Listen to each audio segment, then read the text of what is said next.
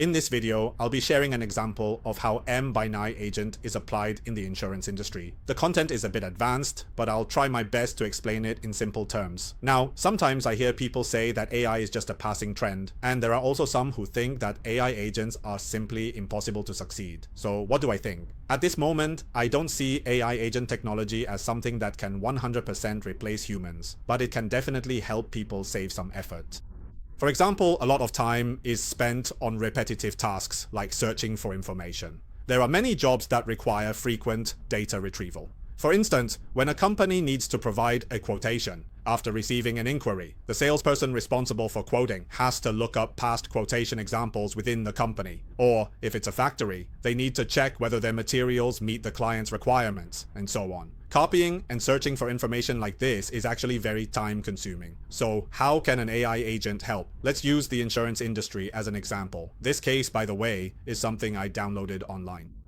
This is a benefits table for an insurance plan. For example, it lists how much you get per day for hospitalization, and if you need intensive care, how much compensation you receive per day. Also, if you undergo surgery, it's further categorized, whether the surgery is major, medium, or minor. This PDF, by the way, is a total of 92 pages. So, if someone needs to make an insurance claim, the staff responsible would have to go into this list to search for the relevant information.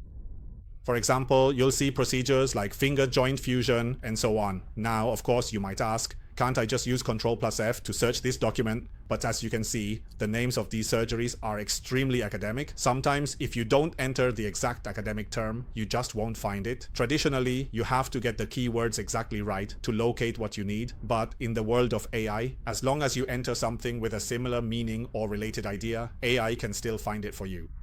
So how do we get the most up-to-date information? Let me give you an example. This agent here already has the PDF document we mentioned earlier built in. This is actually what we call RAG technology. What does RAG mean? It means that instead of using the AI's built-in knowledge, because the AI's built-in knowledge doesn't contain your company's data, if it tries to answer without your data, it can end up hallucinating. So here, I input a prompt and provide it with the data, telling it that it must reference the company information I give it to answer. Now, let me quickly demonstrate. Let's say I ask a question now.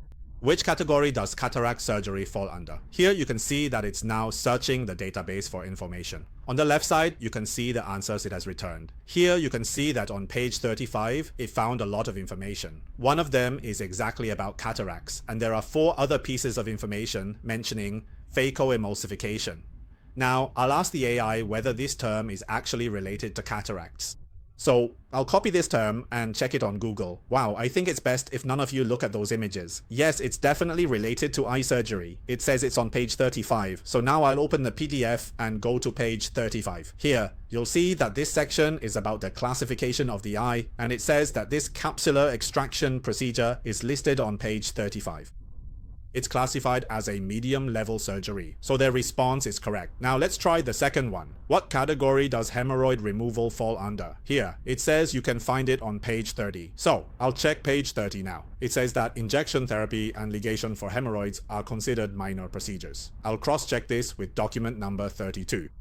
Their response, it's correct. What I just demonstrated is basically a standard RAG, meaning it knows how to cite documents to answer questions. In this application example, I even helped this insurance colleague prepare a complete report. Because very often, clients will directly provide the doctor's certificate, and sometimes you even need to upload these X-ray images and give them to an underwriter, the person responsible for reviewing the case, to see if the claim is actually covered. First of all, these photos are not real client photos. I got them online.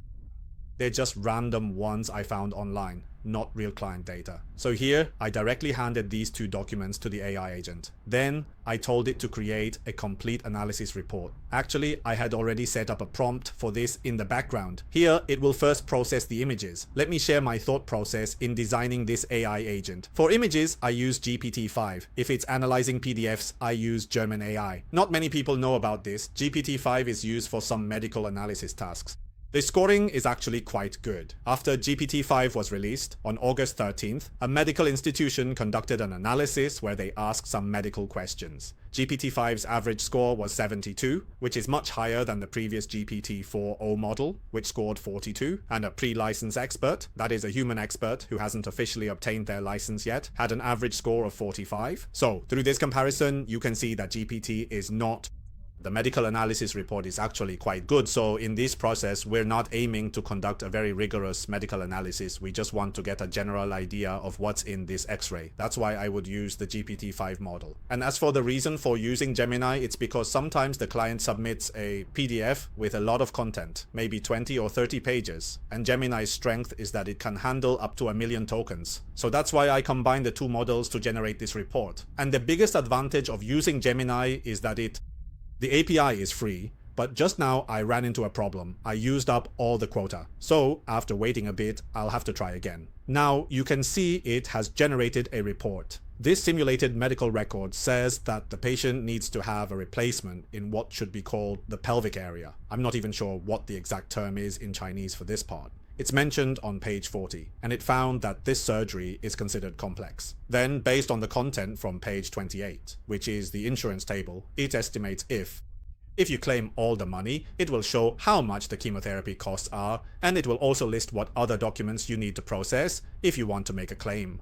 I hope that through this example, everyone can better understand what AI is capable of now. In my opinion, if your company has colleagues who often spend a lot of time searching for information, you can already start applying AI technology right away. Coming up on September 20th and 27th, which are 2 consecutive Saturdays, there will be 2 different courses. On September 20th, in the course, you will learn about the RAG method I just mentioned, which means giving your company's documents to AI as references so it can answer questions, reducing the chances of it making mistakes or saying the wrong things. This can also help you save time searching for information. We will use some simple and easy to use tools, and they are free.